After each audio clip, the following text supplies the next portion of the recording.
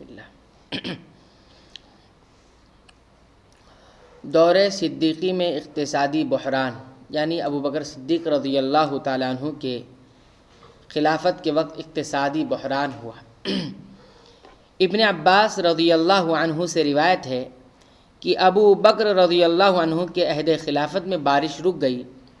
لوگ ابو بکر رضی اللہ عنہ کی خدمت میں حاضر ہوئے اور عرض کیا، بارش نازل نہیں ہوئی، فصلیں نہیں ہوگی، لوگ سخت بحران اور پریشانی کا شکار ہیں۔ ابو بکر رضی اللہ تعالیٰ عنہ نے فرمایا، آپ لوگ جائیں اور صبر سے کام لیں، شام تک اللہ تعالیٰ تمہاری اس پریشانی کو دور فرما دے گا۔ اتنے میں عثمان رضی اللہ عنہ کا تجارتی قافلہ 100 اونٹوں پر گندم لادے شام سے واپس پہنچ گیا، شام سے واپس مدینے پہنچ گیا۔ اس کی خبر سن کر لوگ عثمان رضی اللہ عنہ کے دروازے پر پہنچ گئے۔ عثمان رضی اللہ عنہ اپنے ساتھیوں کے ساتھ گھر سے باہر تشریف لائے اور فرمایا، آپ حضرات کیا چاہتے ہیں؟ لوگوں نے کہا، آپ جانتے ہیں کہ یہ وقت قحط سالی کا ہے، بارش نازل نہیں ہوئی اور فصلیں نہیں ہوگی، لوگ انتہائی پریشانی کا شکار ہیں۔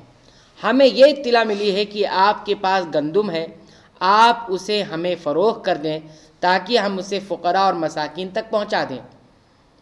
عثمان رضی اللہ عنہ نے فرمایا، بہت خوب، اندر تشریف لائیں اور خرید لیں۔ تاجر آپ کے گھر میں داخل ہوئے، دیکھا گندم رکھی ہوئی ہے۔ عثمان رضی اللہ عنہ نے تاجروں سے کہا، آپ لوگ شام سے میری خرید و فروخت خریدی قیمت پر کتنا منافع دیں گے؟ یعنی اگر آپ مجھ سے خرید رہے ہیں تو میں جتنا خرید کر لایا ہوں اس پر کتنا نفع مجھے ملے گا؟ انہوں نے کہا، 10 کا 12 دیں گے، اگر آپ 10 لائیں تو ہم 12 دیں گے۔ عثمان رضی اللہ تعالیٰ عنہ نے کہا، مجھے اس سے زیادہ مل رہا ہے، آپ 12 دیں گے، اس سے زیادہ مجھے مل رہا ہے۔ تاجروں نے کہا، 10 کا 15 لے لیجئے، 15 ہم دے دیں گے اس کا۔ عثمان رضی اللہ عنہ نے فرمایا، مجھے اس سے زیادہ مل رہا ہے۔ تاجروں نے عرض کیا، اے ابو عمرو، مدینہ میں تو ہمارے علاوہ کوئی تاجر تو ہے نہیں، تو کون ہے جو آپ کو زیادہ دے رہا ہے؟ ہمارے علاوہ تو کوئی تاجر نہیں، اس سے زیادہ کون دے سکتا ہے؟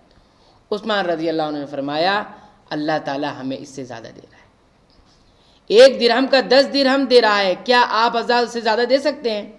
لوگوں نے کہا، نہیں ہو سکتا۔ اس کے بعد عثمان رضی اللہ عنہ نے فرمایا، میں اللہ تعالیٰ کو گواہ بناتا ہوں، اس غلے کو میں نے مسلمانوں کے فقراء پر صدقہ کر دیا۔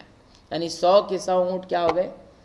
جو گندم اس پر لاد کر لایا گیا تھا، سب کے سب صدقہ کر دیا گیا۔ آپ اندازہ لگا سکتے ہیں کہ کیسا ایمان ہوگا۔ ایمان کی یعنی ظاہری شکل اگر ہمیں دیکھنا ہو تو یہ دیکھ سکتے ہو کہ کتنا زیادہ اللہ سے ربط ان کا تھا، کہ کہہ رہے ہیں اس سے زیادہ مل رہا ہے۔ آج ہم کیسے کہتے ہیں کہ دکان پر جائیں گے تو تاجر کیا کہے گا، اس سے زیادہ دے رہا ہے وہ۔ تو یہ ظاہری دنیا پر، اسباب پر ہم جو ہے بھروسہ کرتے ہیں، اور روحانیت اتنی اندر تھی صحابہ کرام کے اندر کہ اس سے زیادہ دے رہا ہے، اور لوگ حیرت میں تھے کہ کون ہو سکتا ہے۔ لوگوں کا دماغ کس طرف جا رہا ہے؟ تاجروں کی طرف جا رہا ہے، اور ان کا دماغ اور دل کدھر جا رہا ہے؟ اللہ جو تجارت کرنے والا۔ تو یہ عثمان رضی اللہ عنہ کا کردار تھا ابو بکر صدیق رضی اللہ عنہ کے دور میں۔ ابن عباس فرماتے ہیں کہ میں نے رات میں رسول اللہ صلی اللہ علیہ وسلم کو خواب میں دیکھا، آپ صلی اللہ علیہ وسلم چت کبرے گھوڑے پر سوار ہیں، آپ پر نور کا جوڑا ہے، آپ کے پیروں میں نور کی جوتیاں ہیں اور ہاتھ میں نور کا گچھا ہے، اور آپ جلدی میں ہیں۔ میں نے عرض کیا، یا رسول اللہ، میں آپ کا اور آپ کی گفتگو بے حد مشتاق ہوں، آپ اتنی جلدی کہاں تشریف لے جا رہے ہیں؟ آپ صلی اللہ علیہ وسلم نے فرمایا کہ اے ابن عباس، عثمان رضی اللہ عنہ نے ایک صدقہ کیا ہے اور اللہ نے اس کو قبول فرما لیا ہے، اور جنت میں ان کی شادی کی ہے، اور ہمیں ان کی شادی میں شرکت کی دعوت دی گئی ہے۔ کیا اللہ تعالیٰ مال و دولت کے پجاریوں اور بخل و لالچ میں غذاؤں کا ذخیرہ اندوزی کرنے والوں کے کان اس عثمانی عظمت کی آواز کے لیے کھولے گا؟ ان کے دلوں میں پیوست ہو اور شفقت و عظمت اور فراخ طبعی کی روح ان میں پھونک دے، اور ان فقراء، مساکین، بیواؤں، یتیموں اور ضرورت مندوں کے ساتھ رحمت و احسان کی جذبات کو بیدار کر دے، جنہیں زندگی کے بحران نے کچل رکھا ہے اور سخت دل مالداروں نے جن کا خون چوس لیا ہے۔ زندگی کے اس مرحلے میں مسلمانوں کو فقراء اور مساکین پر انفاق مال سے متعلق عثمانی عزائم کی شدید ضرورت ہے، جو ان کے مابین عطف و مساوات، مواسات اور نیکی اور احسان کو برپا کر دے۔ یہ عثمان رضی اللہ عنہ کی نیکی اور احسان کے مواقف کی ایک ادنا مثال ہے۔ آپ لوگوں کے ساتھ بڑے رحم دل تھے۔ آپ یہ آیت کریمہ کہ سچ مچ انسان تو آپے سے باہر ہو جاتا ہے پڑھتے تو یہ آیت کریمہ آپ کو طغیان اور سرکشی سے باز رکھتی، اور یہ آیت کریمہ پڑھتے کہ کیا لوگوں کو بھلائی کا حکم کرتے ہو اور خود اپنے آپ کو بھول جاتے ہو باوجود کہ تم کتاب پڑھتے ہو، کیا اتنی بھی تم میں سمجھ نہیں؟ یہ آیت کریمہ آپ کو نفاق اور منافقین سے انتہائی دور کر دیتی، اور یہ آیت کریمہ پڑھتے کہ ساری اچھائی مشرق و مغرب کی طرف منہ کرنے میں ہی نہیں ہے، بلکہ حقیقتاً اچھا وہ شخص ہے جو اللہ تعالیٰ پر، قیامت کے دن پر، فرشتوں پر، کتاب اللہ پر، نبیوں پر ایمان رکھنے والا ہو، جو مال سے محبت کرنے کے باوجود قرابت داروں، یتیموں، مسکینوں، مسافروں، سوال کرنے والے کو دے، غلاموں کو آزاد کر دے، نماز کی پابندی کرے، زکوٰۃ کی ادائیگی کرے، جب وعدہ کرے تب اسے پورا کرے، تنگ دستی، دکھ درد اور لڑائی کے وقت صبر کرے، یہی سچے لوگ ہیں اور یہی پرہیزگار ہیں۔